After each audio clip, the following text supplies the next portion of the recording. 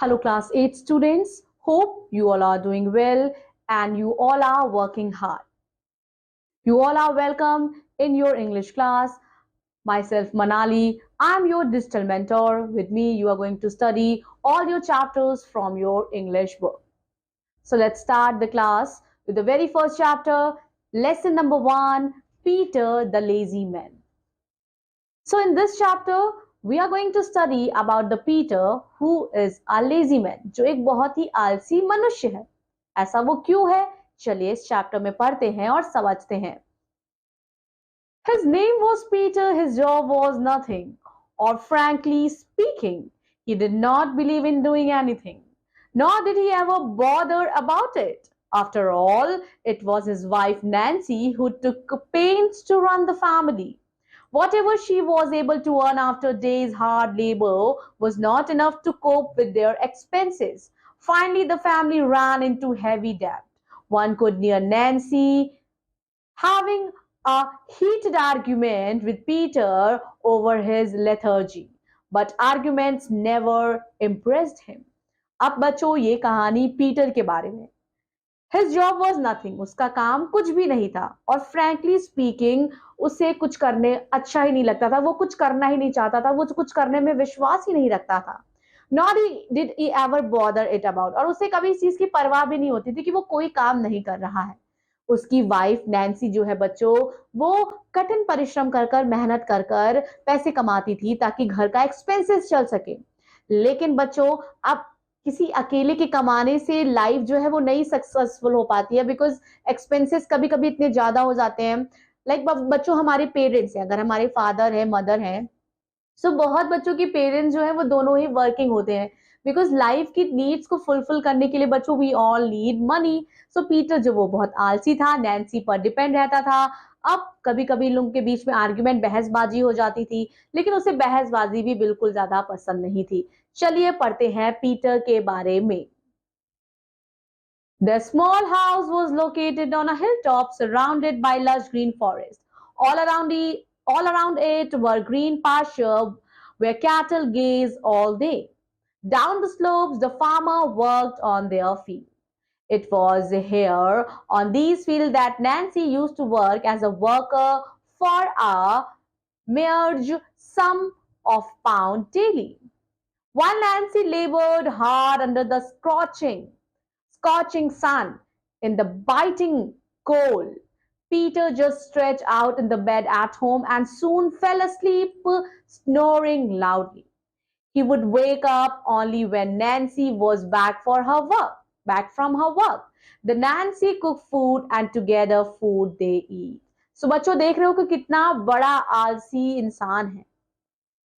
ठीक है, पीटर और नैन्सी एक घर में रहते थे जो लोकेटेड था on the hill of the top, जो सराउंडेड था बहुत सारे घने जंगलों से. बच्चों चारों तरफ देयर वर ग्रीन पास्चर्स, जहां जो कैटल है वो चरती थी बच्चों, घास वगैरह चरती थी. They graze all the day and down the slope के नीचे बच्चों फार्मर जो है वो काम करते थे खेत में.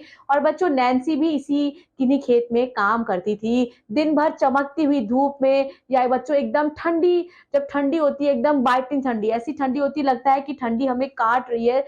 ठंडी हो या सर्द हो या गर्म हो वो हमेशा मेहनत करती थी पैसे कमाने के लिए. और पीटर क्या करता था, घर में बैठ के बस अंगड़ाइयां लेता था, उठता था, फिर खराटे मार के सो जाता था. जब नैन्सी काम करके वापस आती थी तब वो खाना बनाती थी और पीटर नैन्सी तब साथ में खाते थे. तो बच्चों आप देख रहे हो कि पीटर जो है वो कितना ज्यादा आलसी है, वो दिन भर बस सोना चाहता है. One day, as Nancy was sulking, she said to Peter, "You always keep laying and passing out your time in doing nothing. How long will it go on? Look, your body is getting heavier and out of shape. If you went ever just of thought of keeping in shape, you would at least go for a walk in the morning. The morning breeze might refresh you, and you'd love to do something worthwhile." अब बच्चों क्या होता है, एक दिन जो Nancy है वो सल करी थी, वो चिल्ला रही थी पीटर के ऊपर कि तुम दिन भर बस खाली लेटे रहते हो, लेटे लेटे तुम मोटे हो गए हो, क्यों ना तुम बाहर जाके सैर करो, और शायद बाहर जाके सैर करोगे तो तुम्हारा कुछ काम करने में मन लगेगा. But then Peter said yawning with eyes half closed, "You know, going for a walk will make me tired." Good God, Nancy held her head in her hands. I'm not asking you to do any work. Just go for a walk up to the nearby fields early in the morning, and this is the least thing you could do for heaven's sake. अब Nancy क्या बोलती है कि भगवान के लिए मेरी बात सुनो, मैं तुमसे काम करने के लिए नहीं कह रही हूँ, क्योंकि पीटर उससे बोलता है कि अरे मैं बाहर जाऊंगा सैर करने तो मैं थक जाऊंगा। नैन्सी बोलती है भगवान के लिए तुम बाहर जाओ, मैं तुमसे काम करने के लिए नहीं बोल रही हूँ, तुम बस बाहर टहलने जाओ, मैं तुम्हारी हेल्थ के लिए बोल रही हूँ।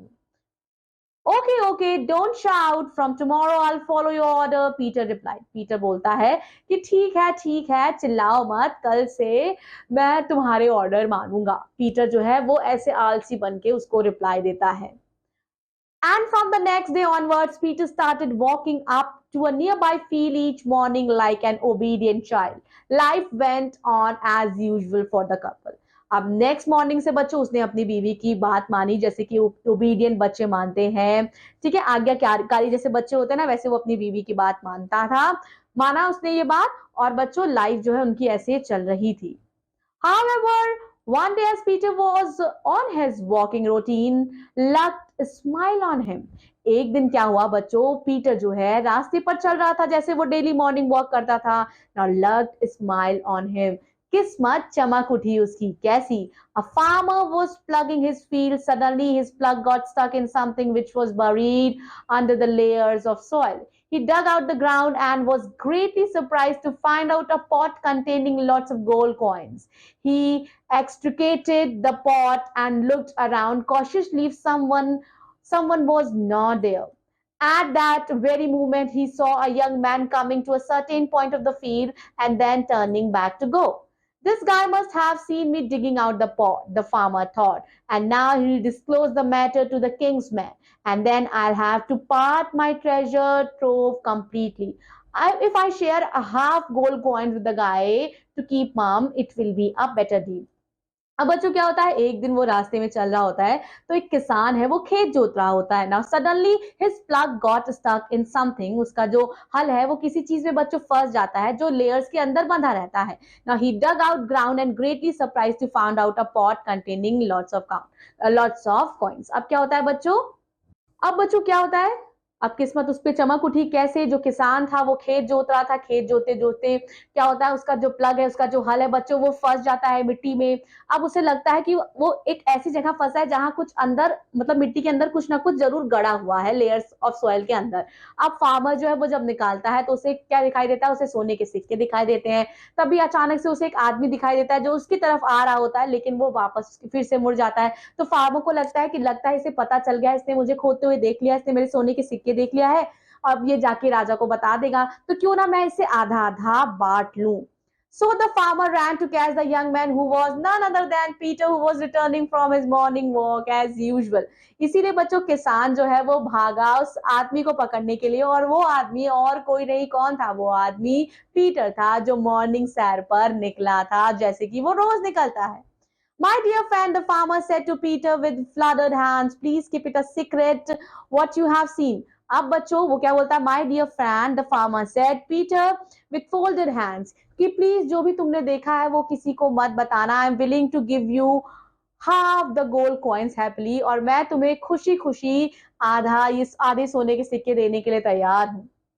पीटर वॉज फर्स्ट पजल, पहली बार तो पीटर जो है वो सुन के बहुत चक्का रह गया, but soon realise the whole matter as he caught sight of the dug out pot in the field. लेकिन बाद में उसे एहसास हुआ जब उसने रियलाइज किया कि हाँ उसने किसान को देखा तो था कि वो मिट्टी से कुछ खोद रहा है। It's like a windfall for me and I must accept it, he thought. So he took half the gold coins and came home. अब बच्चों उसकी किस्मत चमक जाती है, वो क्या करता है, आधा सोने का सिक्का जो है, जो पॉट में से निकले रहते हैं ना सोने के सिक्के, हाफ ऑफ द कॉइन्स लेके वो घर वापस आ जाता है। अब क्या होता है, चलिए देखते हैं। When Peter came back home, his wife was sitting in a grief for food at night because there was nothing at the home to prepare dinner.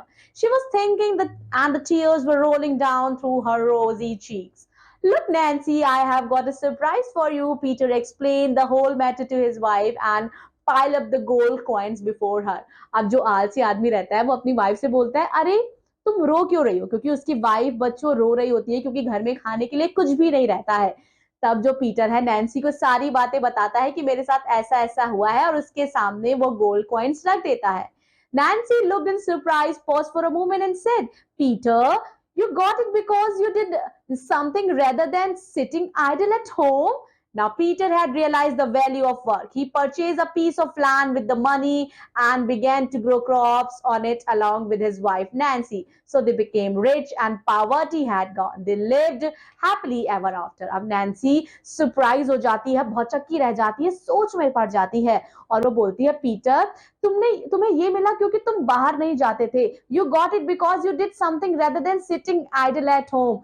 अब बच्चों, उसकी वाइफ ने क्या बोला कि आज तुम्हारे साथ ऐसा इसलिए हुआ है क्योंकि तुम दिन भर घर में बैठे रहते थे, लेकिन जब से तुम बाहर निकले, मॉर्निंग वॉक पे जाने लगे, तो देखा तुम्हारे साथ क्या हुआ. तब पीटर को एहसास हुआ कि नहीं, मेहनत करने से लाइफ जो है वो सक्सेसफुल रहती है, हमें आलस नहीं करनी चाहिए. अब वो उसी पैसे से बच्चों वो जमीन खरीदते हैं, वहां अनाज ग्रो करते हैं, वो अमीर हो जाते हैं और वो हमेशा खुशी खुशी रहने लगते हैं. So that's all about this very interesting story, how lazy Peter gets converted into a hard working man. So बच्चों, हमें भी आलस त्याग के जीवन की ओर, जीवन में आगे बढ़ना चाहिए बच्चों, और खूब मेहनत करनी चाहिए, बिकॉज मेहनत करने वालों की कभी हार नहीं होती. One who does hard work, he always succeed. That's all for today. I will be meeting you all in your next English class. Take care. Bye bye.